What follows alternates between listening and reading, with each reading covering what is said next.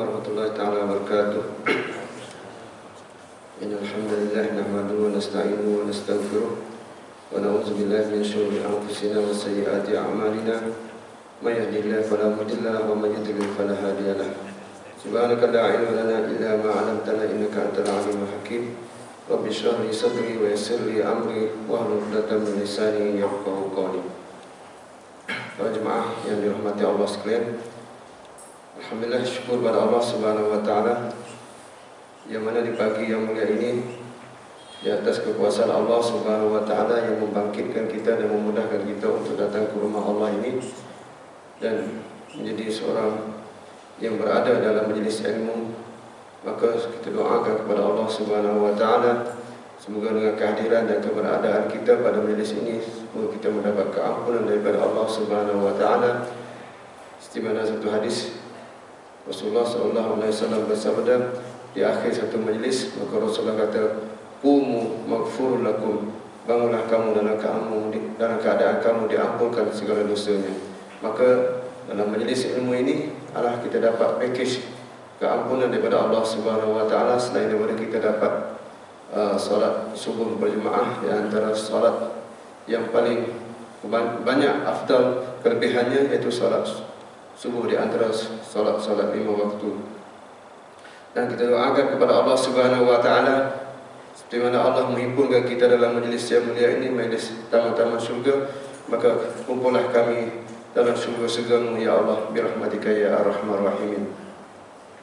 Para jemaah yang dirahmati Allah sekalian, kita lihat pada saya datang pagi tadi, tengok kereta banyak subuh kan, jadi Masya Allah, macam terasa macam ya Allah, macam satu penuh dengan kehadiran, dengan hujan lagi. Jadi itu tidak lain, tidak bukan adalah di atas kekuatan iman yang boleh membangunkan kita, menguatkan kita untuk datang ke surau ke rumah Allah ini dalam keadaan hujan, renyah-renyah, dalam keadaan yang boleh untuk memilih untuk berada di rumah, tapi di atas keimanan dan kekuatan yang ada pada kita semua, insya-Allah kita boleh menggerakkan, menguatkan dan mengalahkan keinginan-keinginan lain untuk datang ke rumah Allah Subhanahu wa taala. Ya Allah, tetapkanlah kami dalam keadaan sebegini sampai kami mati. Ya Allah, kuatkanlah iman kami dalam keadaan dapat kami menunaikan tanggungjawab ini ya Allah, birahmatika ya arhamar rahimin. Para jemaah yang dirahmati Allah sekalian, saya sambung lagi ke sirah An-Nabawiyah ini. Jadi kita lihat bahwasanya di antara perkara yang besar dalam kehidupan kita ni, dia dah diperdayakan. Dalam surah Al-Fitar Allah berfirman, "Ma gharraka bi rabbikal karim." Allah tanya, wahai manusia, apakah yang menjadikan apakah yang memperdayakan kamu sampai kamu tidak mengenali Tuhan yang Maha Pemurah? Ma gharraka bi rabbikal karim. Apakah yang menyebabkan kamu ini terpedaya dengan keinginan nafsu dan sebagainya sampai kamu tidak mengenal Tuhan yang Maha Pemurah? Jadi ada satu nikmat yang besar bagi kita, ialah kita tidak dihalang, apa panggil mahrum, ataupun dihalang daripada bermunajat kepada Allah Subhanahu wa taala.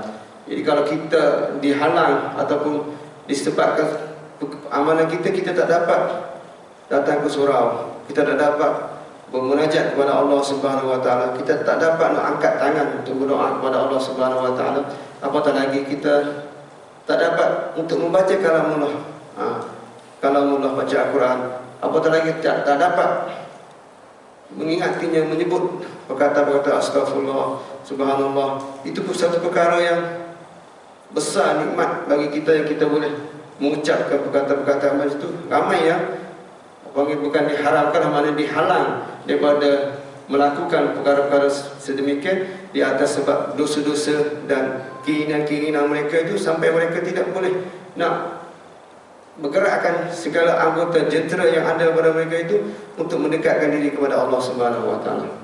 Maka inilah satu rahmat pada Allah kepada kita, yang kita dapat mengingati Allah Subhanahu wa taala. Dan begitulah kita nak sepanjang kehidupan kita, sebab hadis mengatakan khairul umuri khawatimuha, sebaik-baik pekerjaan ialah kesudahannya, finishing. Itu yang paling penting.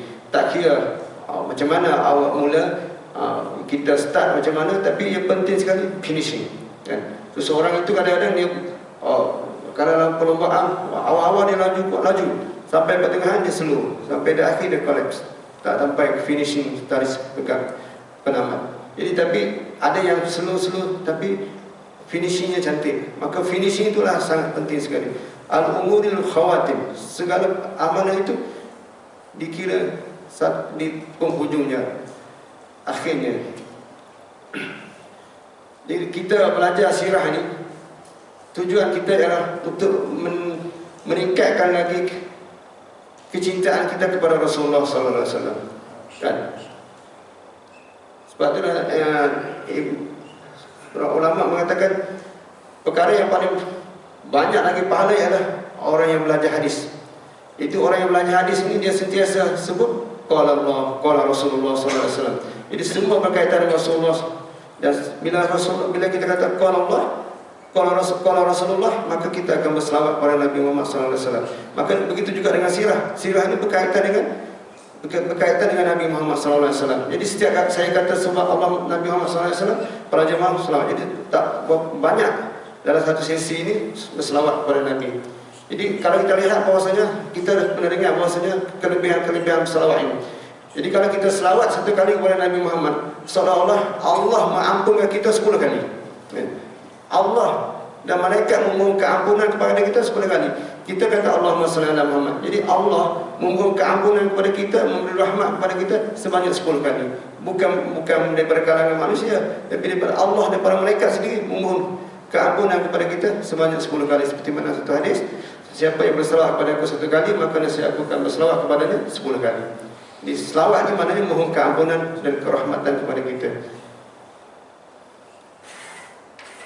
Dan kita nak melahirkan kecintaan kepada Nabi Muhammad, bagaimana kita mengetahui daripada susu galur sirahnya. Jadi kita nak tahu tentang bagaimana ayat Al-Quran itu, kita lihat peristiwa-peristiwa itu yang berlaku. Para jemaah yang dirahmati Allah sekalian, kita lihat tidak ada sejarah manusia yang semua aktiviti kehidupannya direkod, kan? Itulah Nabi Muhammad SAW. Segala perbuatannya, sehingga kan Nabi Muhammad diam, Nabi Muhammad bergerak, Nabi Muhammad bercakap, Nabi Muhammad buat pengakuan, Nabi Muhammad buat lagi lah. Sehingga kan semua sahabat-sahabat itu menunggu untuk mengetahui apa ajaran daripada Rasulullah. Hari ini apa ayat diturunkan, ini ada apa. Maka itulah proses kehidupan Nabi Muhammad SAW selama 23 tahun itu menjadi ajaran syariat yang kita amalkan pada hari ini. Jadi Nabi Muhammad adalah yang sangat berjasa kepada kita, lebih-lebih lagi berjasa kepada kita untuk mengeluarkan kita daripada bahan api neraka kepada syurga Allah Subhanahu wa taala. Para jemaah yang dirahmati Allah sekalian, kita lihat kisah sirah Nabi Muhammad SAW ini di akhir selepas daripada beberapa peperangan, kita lihat Nabi Muhammad ini menyertai peperangan sebanyak 20 kali. Dan yang berlaku dalam Islam ini masa-masa panjang Nabi Muhammad Sariyah. Sariyah ni mana Nabi Muhammad menghantar tentera tanpa Rasulullah pergi sebanyak 60 kali. Dalam keadaan 10 tahun itu, angka kematian daripada dua pihak adalah diangkakan dalam 1018 orang sahaja. Maknanya peperangan Rasulullah ini bukan untuk membunuh sebenarnya, untuk mengembalikan mereka dan untuk menjaminkan keamanan negara Madinah, dan supaya mereka tidak menimbul fitnah atau cubaan kepada umat Islam. Berbandinglah dengan peperangan lain, kan? Kalau peperangan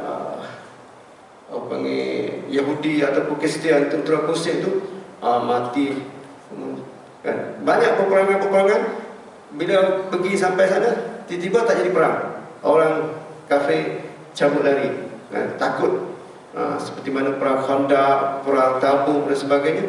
Dan dalam Islam pun ada adab-adab peperangan kan, yang sangat-sangat ketat, sangat-sangat ketat.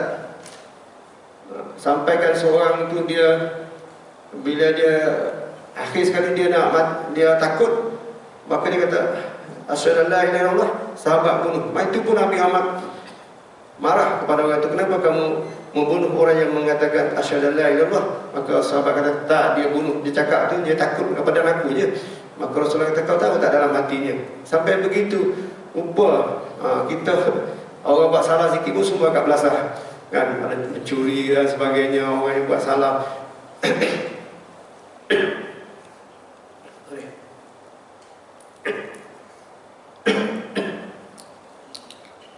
Pagi susah.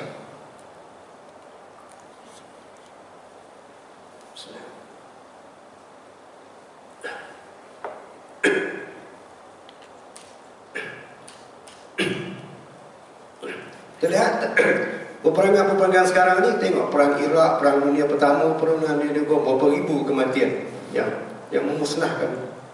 Islam tidak, budak kanak-kanak dibela, pokok-pokok tak boleh tebang, semua kan tempat ibadat dan sebagainya, semua dah.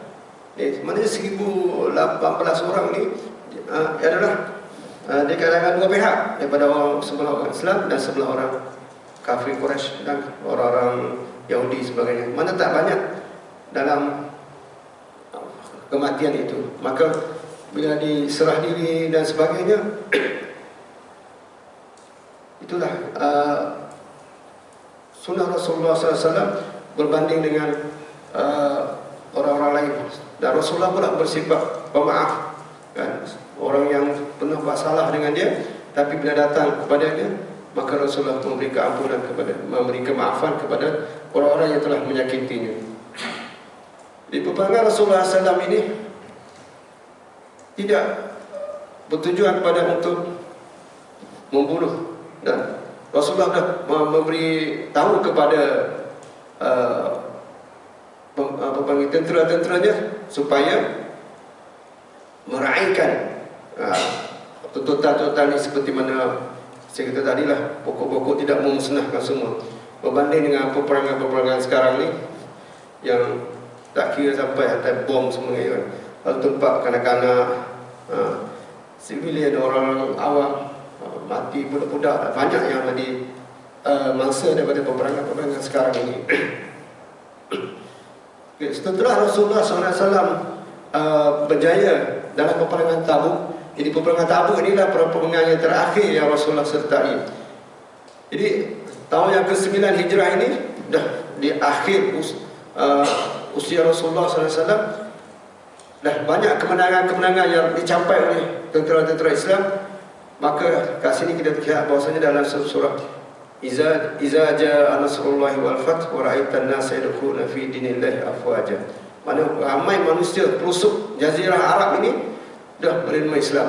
Dan sebelum itu juga Rasulullah, dan selepas pada sulh Hudaybiyah, sebelum dia buka kota Mekah tu, Rasulullah dah hantar diplomasi menghantar surat-surat kepada Kaisar, kepada Kaisar Kisra Iran dan Rom, kepada orang-orang yang Oman, Bahrain, Mesir dan kawasan-kawasan yang sekeliling itu. Rasulullah hantar surat memohon kepada mereka supaya menerima Islam, mereka akan mendapat kesejahteraan. Dan itulah kita lihat bahwasanya Rasulullah menghantar.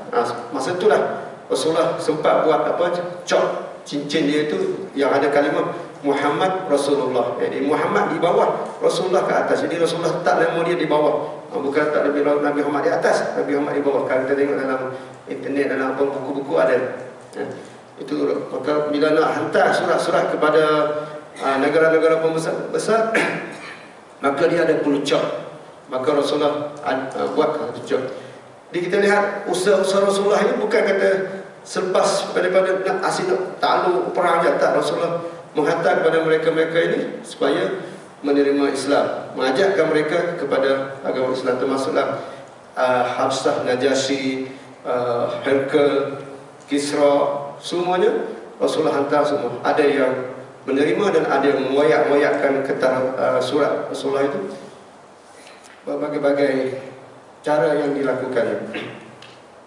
Pada hari ini, pada pagi ini saya nak teruskan kepada selepas daripada Rasulullah dah settle semua, orang dah kejayaan orang Islam dah banyak, sampai di Jazirah Arab ini, di kawasan Mekah sekeliling ini, semua dah kalah semua dah.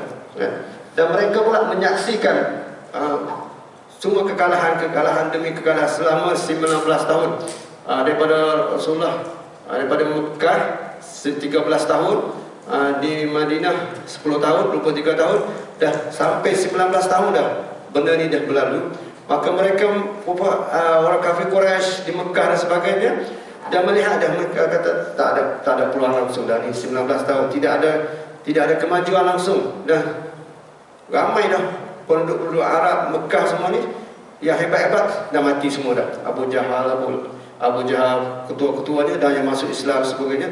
Maka dari segi psikologi mereka dah kalah dah, tak ada apa-apa. Maka kat sini dah di ujung-ujung akhir usia Rasulullah ni ramai yang memeluk Islam.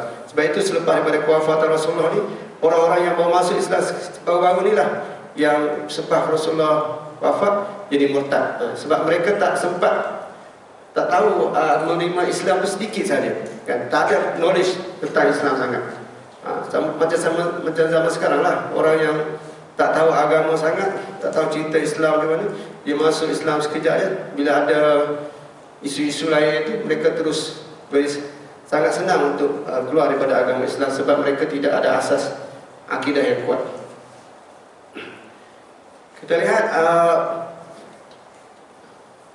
tahun yang ke-9 ini dinamakan dia tahun utusan. Tahun utusan daripada, boleh dikatakan, ada pendapat mengatakan 60 wafd envoy, diplomasi datang daripada 10 Arab ini berjumpa dengan Rasulullah SAW. Ada yang dikatakan daripada tahun 5 Hijrah sampai tahun 11 Hijrah ini seramai 104 utusan datang untuk bertemu dengan Rasulullah SAW. Datang banyak perkara. Ada yang datang minta keamanan, ada yang datang dalam keadaan memohon sesuatu, dan ada juga yang datang untuk berdebat dengan Rasulullah SAW.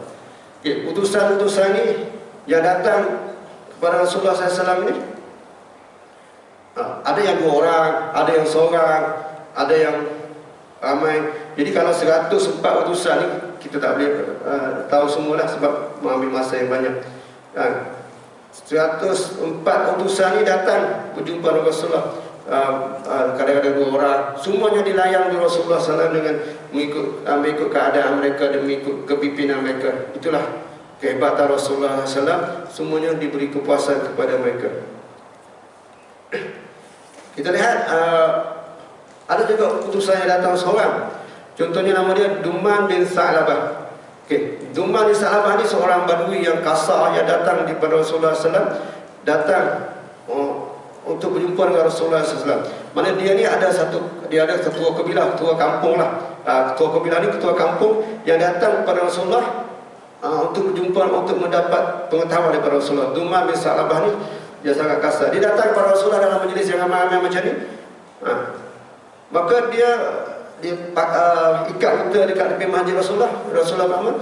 Dia kata, Ayatul Ibn Abdul Talib. Dia kata, siapa ni anak Abdul Talib ni? Anak cucu Abdul Muttalib. Maknanya Rasulullah berada dengan sahabat ini, tak boleh nak kenal mana Rasulullah, mana pakaian dia sama saja. Kalau sekarang ni, kalau orang besar pakaian dia mesti tengok siapa ni, ini kita kenal, ini pemimpin, kita akan kenal pemimpin daripada bentuk pakaian dia. Tapi Rasulullah ni tidak. Jadi orang luar yang datang tu untuk mencari Rasulullah, bertanya, mana Rasulullah? Mana Rasulullah? Sebab mereka tak boleh kenal daripada bentuk pakaian dia. Duman ni datang kepada Rasulullah bertanya. Maka sahabat kata, Rasulullah kata, aku Rasul, aku Muhammad, dia kata. Maka dia kata, ini saya luka, aku nak tanya suatu benda kepada kamu ni, boleh tak? Dia tanya kasar. Dia kata, siapa yang menjadikan langit? Rasulullah, Allah. Bertanya, siapa menjadikan bumi? Rasulullah kata, Allah. siapa yang mengukuhkan bukit bukau ni? Rasulullah kata, Allah. Maka aku dapat tahu, orang kata kamu ni diutuskan sebagai Rasul. Betul tak? Dia tanya. Rasulullah kata, betul. Adakah Tuhan yang menjadi meminta mengarahkan supaya solat 5 waktu? Ya, ya. Adakah kamu suruh solat 5 waktu? Dia tanya selalu satu persatu. Jadi sahabat-sahabat dengar. Maka dia kata, Allah suruhkan solat 5 waktu. Allah fardukan zakat. Ya. Allah fardukan haji. Ya. Maka dia kata, daripada tanya itu dia kata, wallah allazi ba'asaka, demi Allah aku akan ikut dan aku tidak akan mengurangkan satu perkara daripada itu, dan aku tidak akan tambah dan aku tidak akan kurangkan. Jadi maknanya dia tanya soalan-soalan itu dalam Rasulullah. Maka Rasulullah kata, dakhalal jannah, masuklah syurga sekiranya dia benar. Mana Islam ni mudah saja. Tak ada complicated sangat pun nak buat macam ni. Semayang, ambil wuduk, tak ada benda yang perlu kalau modal. Sampai nak jadi seorang mukmin kena ada perlukan modal, kena ada satu ritual yang berpakaian yang pelik-pelik, tak ada. Maka Duman ni selepas dia datang jumpa Rasulullah, dia minta pengakuan daripada Rasulullah, dia balik ke kampung, petang tu semua satu kampung masuk Islam semua. Dia bentuk dakwah, semua masuk Islam semua. Maknanya dakwah ni senang saja, tapi nak melalui daripada orang yang kepimpinan tu ada. Maknanya daripada dia ketua kampung. Kita lihat banyak lagi apa panggil yang besar-besar. Okey, saya tengok daripada Bani Sakif. Okey, Bani Sakif ni kita lihat, Bani Sakif ni adalah seorang yang satu kumpulan yang sangat keras dengan Islam. Jadi contohnya Nabi Muhammad sewaktu pergi ke Taif selepas kematian Khadijah dan Abu Talib, Rasulullah mencari perlindungan di Taif. Mereka ni lah yang meminta kepada orang kampung dia tu supaya menghalau Rasulullah SAW, membaling batu. Tapi sekarang ni mereka dah kalah. Mereka datang jumpa Rasulullah SAW tahun 9 Hijrah untuk kedamaian dari Rasulullah. Tengok Rasulullah tidak ada rasa macam ini peluang untuk balas dendam dan aku nak susahkan. Tidak. Maka Rasulullah masa itu Rasulullah datang kepada malaikat yang menjaga bukit, memohon kepada Rasulullah supaya diizinkan untuk Rasulullah menghancurkan penduduk Taif ini di atas perlakuan yang mereka kepada Rasulullah. Maka Rasulullah mengatakan, tidak, aku Allah mahdi qaumi fa innahum la ya'lamun. Maka pilihlah petunjuk kepada kaum aku ini, sesungguhnya mereka tidak mengetahui. Maka sebab itu itulah Rasulullah berdoa kepada Allah supaya keluar daripada mereka ini, keluar daripada anak cucu orang Taif ini, daripada orang-orang yang beriman. Sebab itu orang Taif ni, orang Sakif ni orang yang paling last sekali menerima dakwah Rasulullah, dan mereka adalah orang yang paling kuat. Setelah wafat Rasulullah, mereka masih stay dalam Islam, tidak ada pemurtadan atau pemurtad daripada kalangan penduduk Taif. Okay, kita lihat Taif, penduduk Sakif ni dia minta pelik-pelik daripada Rasulullah yang datang. Dia selepas pada bulan Tabuk ini, orang Taif ni datang kepada Rasulullah SAW untuk memohon kepada Rasulullah supaya berjumpa dengan Rasulullah. Sebelum itu mereka telah membunuh orang yang datang kepada Rasulullah. Dia balik kepada nama Urwah bin Mas'ud ni, Al-Thaqafi, datang kepada Rasulullah, belajar dengan Rasulullah dan balik ke Taif mengajar akan Islam. Tiba-tiba dia dibunuh oleh penduduk Taif. Maka selepas itu, setelah mereka kalah dalam peperangan, mereka nak hantar lagi kepada Taif ni, kepada Rasulullah ni, tak ada siapa yang nak jadi wakil untuk jumpa Rasulullah dan balik mengajar sana, sebab takut jadi macam senasib macam Urwah ni juga. Okey, boleh ya? Pagi-pagi ni tentang sirah ni kan, lama-lama ni kan. Itu hari sepatutnya lepas maghrib senang sikit. Akhirnya mereka memilih Abu Yalil Amru ni untuk menjadi ketua, dan mereka datang selama banyak 6 orang kepada Rasulullah SAW untuk memohon pertolongan kepada Rasulullah SAW. Setelah mereka berbincang, mereka ni pelik sikit, dia minta pada Sakif ni. Jadi kalau macam sekarang ni pun ada orang yang jenis macam ni. Dia nak masuk Islam, Maka dia jumpa Rasulullah SAW, dia buat perjanjian, dia minta beberapa perkara. Perdamaian di antaranya, mereka menuntut perkara dia minta tuntutan daripada mereka. Mereka menuntut orang-orang Thaqif ni nak masuk Islam, tapi dia minta syarat baginda supaya mengizinkan mereka boleh terus berzina. Kata kalau benar kami ni segi bab zina ni selalu berlaku dekat zaman kami, kan boleh kami nak agak berzina. Mana dia tak tahu Rasul tak Islam ni. So, dia minta. Yang kedua, dia minta arak boleh stay lagi. Arak ni boleh diminum lagi. Jangan halang kami untuk minum. Dia minta lagi pula hukum riba kami boleh teruskan lagi. Maknanya tidak halang lah. Dan mereka minta juga semua yang besar-besar saja.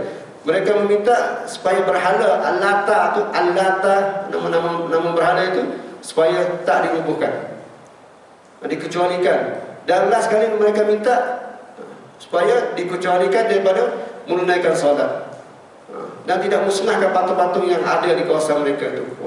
Semua yang dia buat tu minta besar-besar saja.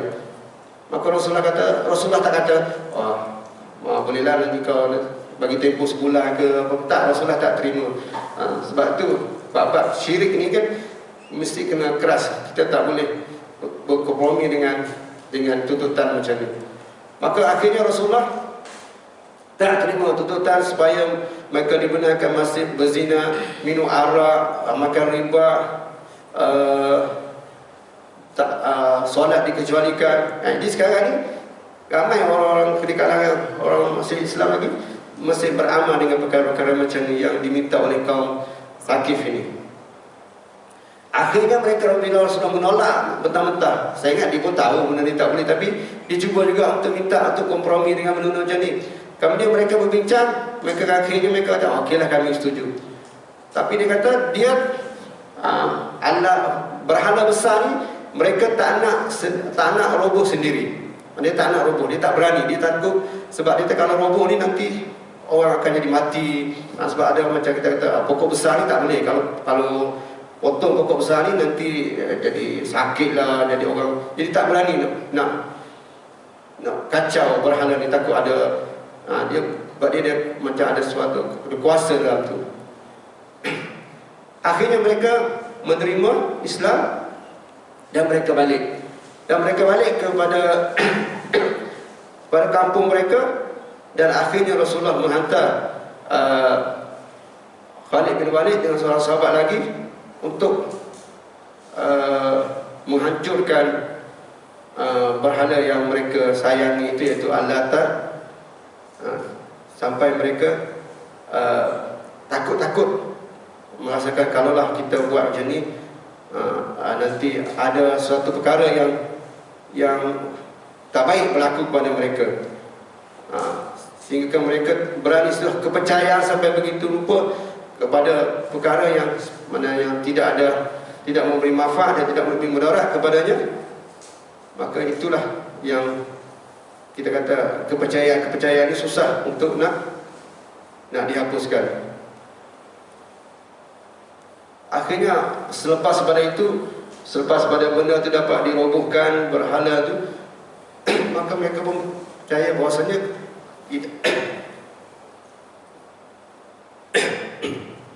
tidak ada kuasa apapun daripada berhala-berhala itu.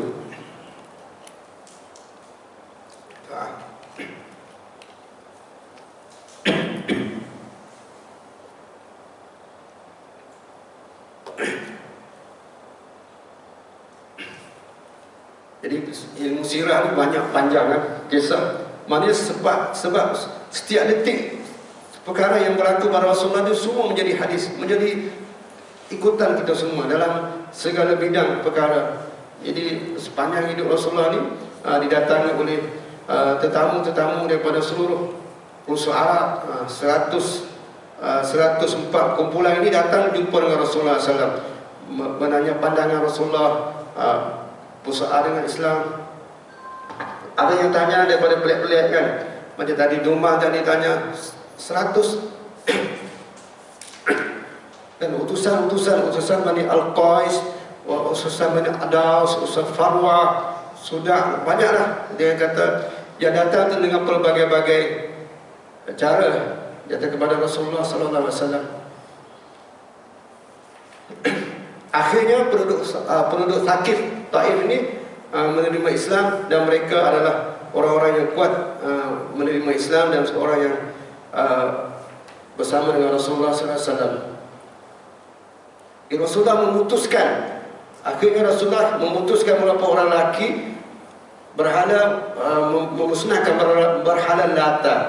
Macam kita dekat kampung kan, satu pokok besar yang dipuja, kita pun takut nak pergi potong tu. Nanti orang kata nanti ada jadi apa-apa, tiba-tiba balik demam. Itulah cakapnya jangan pergi usik pokok tu. Pokok tu ada penunggu. Baginda melatih Khalid bin Walid untuk menjadi ketua. Sampai di sana, ketua juga Al-Mughirah juga ambil sebilah kapak lalu berkata kepada sahabatnya, demi Allah, aku akan membuatkan kamu tertawa kepada orang Thaqif. Lalu dipukulnya berhala dengan kapaknya. Tiba-tiba sedang dia berdiri, dia terjatuh bersungkur. Sambil-sambil dia dah potong pokok tu, dia tersungkur. Maka orang-orang Quraisy, orang-orang Thaqif kata, itu menimbulkan kegelisahan orang-orang Thaqif. Lalu mereka berkata, Allah telah menghukum kamu dah. Itu Allah, dia percaya pada Allah, dia telah dibunuh. Maka aku telah menghukum Al-Mughirah itu. Lantas patah itu juga Al-Mughirah bangkit dan berkata, semoga Allah memburukkan kamu. Berhala itu hanya tempelan, berhala itu adalah hanya tempalan batu dan tanah liat sahaja. Kenapa kamu takut? Kemudian dia memukul pintu rumah berhala dan hingga pecah. Lalu dia naik ke atas tungkunya yang paling tinggi, sementara sahabat-sahabat lain. Lalu mereka merobohkan berhala itu sehingga ranap. Maknanya di Jazirah Arab ini semua diroboh-robohkan berhala. Kalau zaman sekarang tinggallah satu untuk kenangan kan, tak ada, dia robohkan semua. Sama juga di kawasan Kaabah itu ada 360 berhala, semua yang dimusnahkan semua oleh semasa pembukaan kota Mekah itu. Mereka terus menggali tapak asasnya sekali, dan mereka mengeluarkan di bawah berhala-berhala itu mereka ada perhiasan pakaian, emas dan sebagainya. Selalunya dia letak barang-barang kemas puja, macam ikut berat emas dan sebagainya.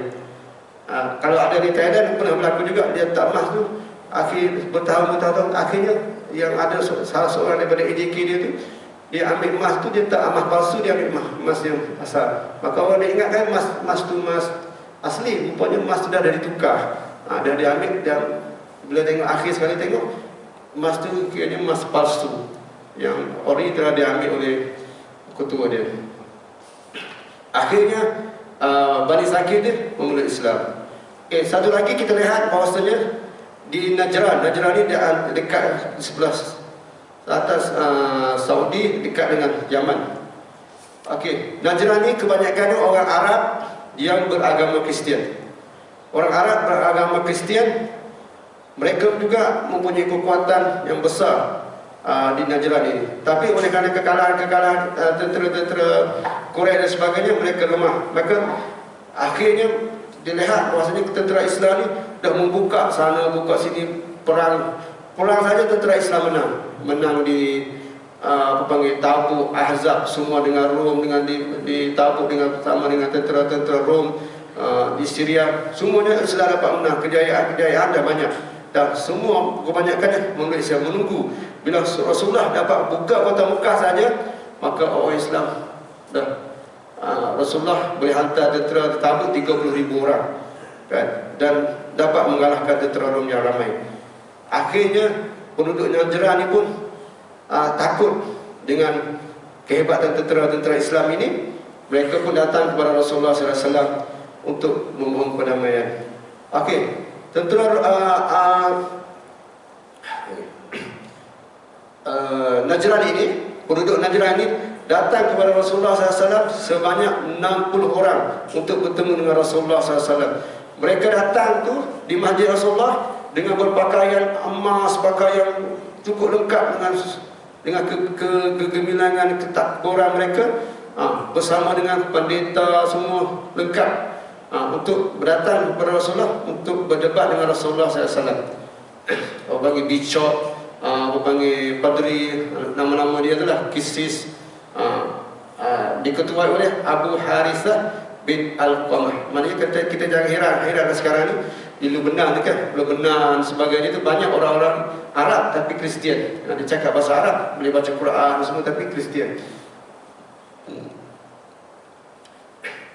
Okey, setelah mereka datang untuk jumpa Rasulullah dengan keadaan angkuh, jumpa Rasulullah tapi Rasulullah tak layan. Rasulullah tak bertemu pun dengan mereka sebab dia datang tu dengan pakai barang kemas, pakai harir, sutra dan memakai cincin emas dan sebagainya dengan lengkap sebagai menunjuk keangkuhan mereka jumpa Rasulullah SAW, tunjuk pada Rasulullah. Tapi Rasulullah seorang yang bijak, yang dibimbing oleh Allah Subhanahu Wa Taala, tidak mau bertemu dengan mereka. Maka mereka pun kata kepada mereka, orang-orang Najran ni dia kenal dua orang saja, iaitu Utsman bin Affan, Abdurrahman bin Auf. Mereka ni ahli perniagaan, sama-sama ahli perniagaan dikenal.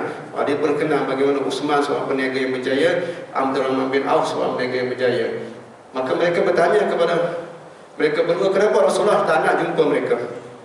Maka Rasulullah kata, ahli sahabat-sahabat kata, sebab kamu berpakaian macam ni, maka kamu pergi tukar dengan pakaian kamu yang baru dan pakai pakaian biasa.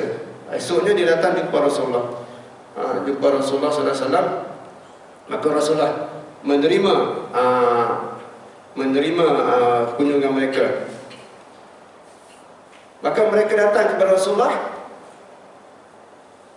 Mereka kata mereka itu adalah Islam lebih dulu daripada Rasulullah. Macam itulah munazarah, perdebatan dengan orang Kristian ini. Daripada dulu lagi mereka selalu menggunakan. Maka Rasulullah kata, bagaimana kamu kata kamu Islam awal, sedangkan kamu ada 3 perkara yang kamu buat. Pertama, kamu adalah menyembah salib. Yang kedua, kamu makan khinzir, makan babi. Yang kedua, kamu mengaku bahawasanya Allah itu ada anak.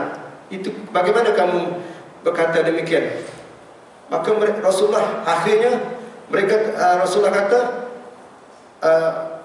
itu kamu dalam keadaan syirik. Maka mereka tak boleh terima bila Rasulullah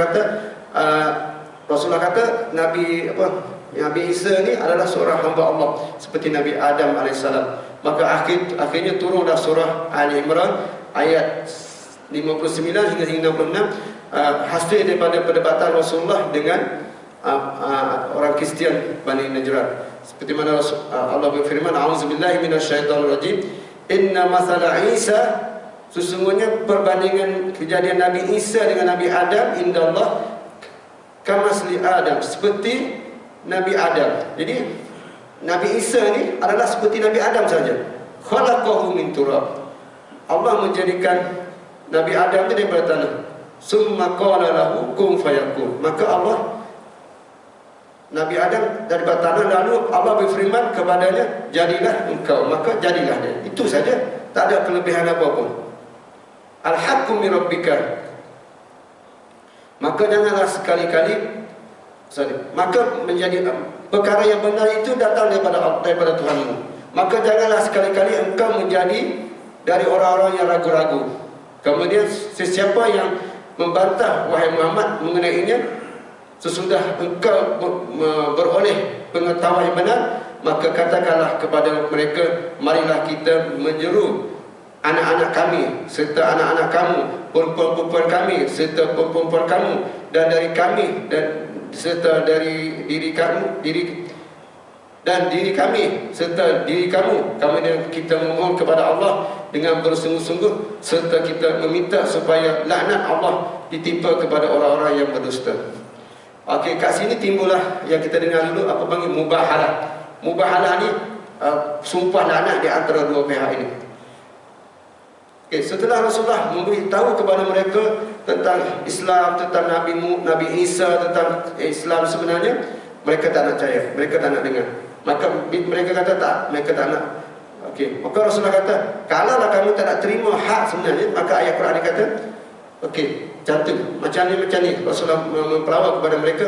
Okey, kalau macam tu ayat Quran kata ta'ala, mari nad'u, maknanya Rasulullah kata okey, pagi besok kita panggil anak, aku bawa anak Rasulullah panggil siapa, Hasan, Husin, Fatimah dan Ali. bersama Rasulullah. Dan Rasulullah minta nisa ni orang perempuan daripada kalangan Rasulullah, orang perempuan daripada orang Thaqif, di diri mereka nabtahil. Mubahalah ni maknanya sumpah laknat. Sumpah laknat ni maknanya memohon kepada Allah Subhanahu wa taala selepas pada sumpah ini semoga Allah melaknatkan mereka semua. Summa nabtahil, itulah sumpah laknat yang dua. Kadang-kadang ada juga orang buat sumpah laknat kan, nak membersihkan satu benda, pergi masjid buat sumpah, buat sumpah supaya nak mengukuhkan mengukuhkan dakwaan dia tu, yang dia cakap tu nak kata benar, maka dia buat sumpah. Maka di sinilah Rasulullah membuat sumpah mubahalah dengan penduduk Najran. Fanaj'al la'natullahi 'alal kafirin. Maka la'natullahi 'alal kazibin. Laknatlah Allah kepada orang-orang yang mendustakan. Akhirnya Rasulullah berjanji kepada penduduk Najran ini, selepas mereka duduk dengan Rasulullah, mereka datang ke Madinah, maka Rasulullah kata, okey, kalau macam tu, pagi esok kita buat mubahalah di masjid. Saya panggil anak-anak saya dan kamu juga bawa kawan-kawan kamu, kita buat mubahalah. Akhirnya sampai waktu pagi, orang-orang Najran ini mereka tahu kebenaran Rasulullah SAW. Maka mereka kata, penasihat daripada mereka kata, jangan dilakukan demi Allah. Kalau benar dia seorang Nabi, lalu dia melaknat kita, nascaya kita tidak akan berjaya dan tidak akan berjaya. Dan begitu juga zuriat kita. Nanti setiap helai rambut dan kuku kita tidak akan kekal di muka bumi ini. Ini melainkan semuanya akan binasa. Dia kata, kalau kita buat mubahalah dengan Rasulullah ni, dia adalah seorang Rasul, kita akan musnah semua. Kuku kita pun akan tercabut, rambut-rambut kita akan gugur semua. Kemudian mereka bersetuju untuk menerima keputusan Rasulullah SAW, dan akhirnya mereka memohon jizyah. Mohon jizyah ni maknanya bayar cukai kepada orang Islam, tak nak terima Islam lagi mereka awal ini, penduduk Najran. Akhirnya penduduk Najran ini bila balik dalam perjalanan ini, ketua dia tu dengan adik dia tu, dia kata, sebenarnya dia seorang Nabi. Habis tu dia kata, kenapa kamu tak, dia kata ke ketua dia, kenapa kamu tak ikut Nabi? Dia kata, macam mana kita nak ikut? Kita ada kepentingan. Kita ada kepentingan, kita ada pengikut-pengikut yang ramai, kita ada tahta, kita ada pengikut, kita ada harta benda yang banyak. Kalau kita menerima sebagai Nabi Muhammad sebagai Nabi, maka kita tidak ada kepentingan apa-apa, kita habislah. Maka adik dia yang bila dengar kata-kata daripada abang itu, dia pegang muntah, dia terus U-turn dan balik ke Madinah semula, jumpa dengan Rasulullah SAW dan meminta Islam. Sebab dia menahu kebenaran dia. Tapi kalau abang dia ni, maka mati dalam keadaan bukan Islam. Nabi Muhammad telah menghantar orang-orang yang mana di kalangan mereka. Maka orang-orang Yahudi, orang-orang Kristian ni memohon kepada Rasulullah supaya dihantarkan orang yang paling amanah sekali untuk mengutip cukai dengan mereka. Maka Rasulullah hantarlah Abu Ubaidah bin Al-Jarrah yang terkenal dengan yang amanah, aminu hazil ummah. Orang yang paling percaya dalam umat ini ialah Abu Ubaidah bin Al-Jarrah. Begitulah Rasulullah munazarah, ada perdebatan dengan orang-orang Kristian Yahudi. Dan mereka, Nabi Isa ni alaihissalam ni adalah salah satu daripada alamat kiamat yang 10 yang besar, yang belum berlaku lagi. Alamat-alamat kiamat ni, kalau alamat kecil sampai 90% dah hampir dah berlaku. Tapi yang 10 ni belum berlaku lagi. Contohnya keluar Dajjal. Pertama kali keluar Dajjal. Pada yang kedua turun juga Nabi Isa alaihissalam. Nabi Isa akan turun di Manaratul Baida, menara putih di timur Damsyik, timur Damaskus di Syria sekarang ni. Tempat tu memang ada, boleh gugur tengok Manaratul Baida. Di waktu pagi, waktu subuh, yang diiringi oleh dua malaikat untuk turun di atas sayapnya, turun di Baitul Maqdis, dia solat subuh dan beriman dengan iman yang solat subuh kat situ.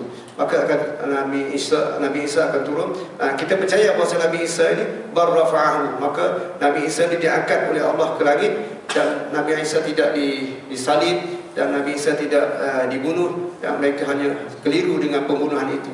Jadi dalam Dalam surah Ali Imran ini padat dengan kisah Nabi Isa alaihissalam. Dan sebab Al-Quran ini banyak sekali yang bercerita tentang Nabi Musa alaihissalam, tentang Nabi Isa, bagaimana Nabi Isa dilahirkan. Tentang Nabi Muhammad tak ada yang diceritakan bagaimana Nabi Muhammad dilahirkan dan sebagainya. Inilah di antara banyak lagi di antara utusan-utusan, di antaranya utusan Musailamahul Kadzdzab.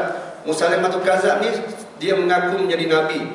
Dia minta kepada Rasulullah supaya tanah Arab yang Rasulullah minta tu dibagi dua. Rasulullah dia separuh, Rasulullah separuh. Maka dia kata selepas dia minta separuh Rasulullah wafat ini, dia nak ambil alih kepimpinan Rasul ini supaya Rasulullah dapat Rasulullah ambil separuh, dia ambil separuh. Maka akhirnya Musailamah Kadzdzab ni dibunuh oleh Wahsy yang membunuh Hamzah.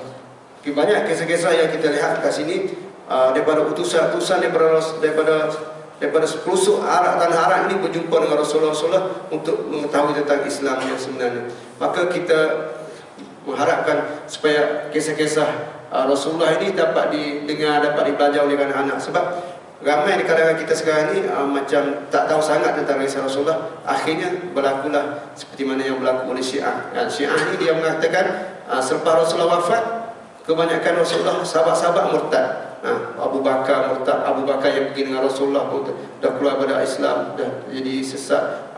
Uthman, Umar dan sebagainya. Jadi kalaulah orang-orang besar-besar, sahabat-sahabat yang sentiasa berada dengan Rasulullah ni, mana ternyata Rasulullah ni seorang yang salah memilih sahabat. Rasulullah tak pandai mendidik sahabat sampai Rasulullah wafat, sahabat-sahabat lain pun dah jadi murtad. Inilah yang dinakkan oleh orang-orang kafir, orang-orang lain, supaya memutuskan rantai-rantai yang sahabat-sahabat yang bersama dengan Rasulullah SAW. Jadi kita lihat bahawasanya utusan-utusan ini, maka tak selepas ni kita akan belajar tentang Hajatul Wida', haji yang perpisahan terakhir tahun ke-10 akhirnya, dan akhirnya satu tajuk yang sedih, iaitu kewafatan Rasulullah SAW. Jadi kita doakan kepada Allah Subhanahu Wa Taala supaya kita dapat gambaran besar tentang bagaimana kita the whole picture tentang Islam ini, tentang sirah Nabi Muhammad SAW daripada kebangkitan Rasulullah berada di Mekah, Rasulullah berada di Madinah, dan akhirnya bagaimana Rasulullah membentuk kerajaan di Madinah, dan akhirnya Rasulullah Jazirah ini dapat menerima Islam dengan sebenarnya. Okay, itu saja kisah sikit. Sorry, masa 3:30. Okay, saya mohon maafan atas kesilapan, dan mungkin kita boleh bacalah sendiri daripada kitab-kitab tentang kisah-kisah Rasulullah SAW, daripada sahabat-sahabat, daripada ustaz-ustaz, tentang bagaimana Rasulullah seorang pemimpin yang agung ini. Maka kita mencintai Rasulullah SAW, kita banyak mengetahui kisah-kisah yang benar tentang Rasulullah SAW. Ya, semoga jemaah berada di sini dapat menambahkan lagi kecintaan kita kepada Rasulullah SAW dengan membanyakkan selawat kepada Nabi Muhammad SAW sepanjang masa, supaya kita dikumpulkan dan berada dalam kejiranan dengan Rasulullah SAW dalam surga nanti, insyaAllah. Aku qauli hadza astaghfirullahalazim li wa lakum. Allahumma ighfir lana dzunubana wal walidina warhamhum kama rabbayani shaghira.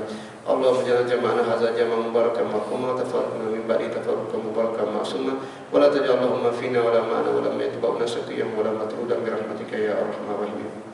Ya Allah, ya Tuhan kami, tetapkanlah pendirian kami dalam agama Islam. Ya Allah, jadikanlah kami sentiasa mengasihi dan mencintai Rasulullah SAW. Ya Allah, jadikanlah kami supaya kami dapat meminum air Qalam Kautsar di tangan Rasulullah SAW.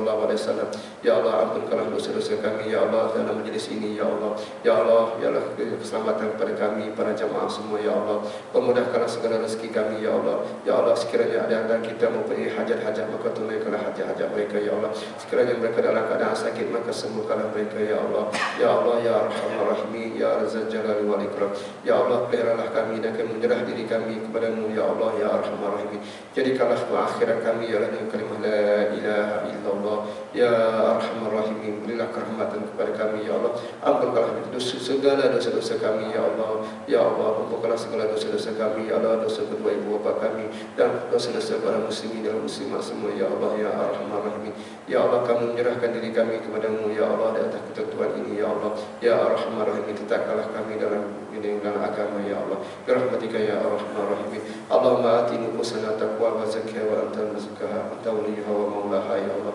Ya Allah, ampunkanlah kami dalam majlis ini ya Allah. Kafaratul majlis ya Allah, kafaratul minaz-dzunub, penghapusan dosa-dosa ya Allah ya Arhamar Rahimin. Dan dapat mengambil syafaat daripada Nabi Muhammad sallallahu alaihi wasallam di hari yang tidak ada penolong malaikat penolong daripada Nabi Muhammad sallallahu alaihi wasallam. Allahumma amin amin ya rabbal alamin. Walhamdulillahirabbil alamin. Qabbalallahu minkum. Inna